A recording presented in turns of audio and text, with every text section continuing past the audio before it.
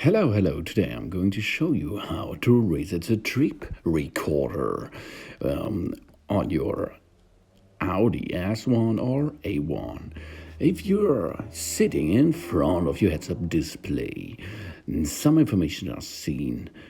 On the top side there is the clock. Under this, it's the trip recorder, and down under it is the odometer.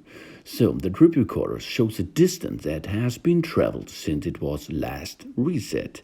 It is used to measure individually journeys.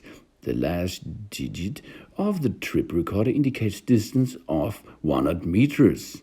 And now let's set this back to 0. The trip recorder can be reset to 0 by pressing the reset button. As you can see, now I am pushing the reset button on the right side. This is a button with a 0.0, and as you can see, now it's resetted. Job's done. Easy going, as you can see. So, thanks for watching. Please subscribe me and give me a positive feedback, and see you next time. Soon.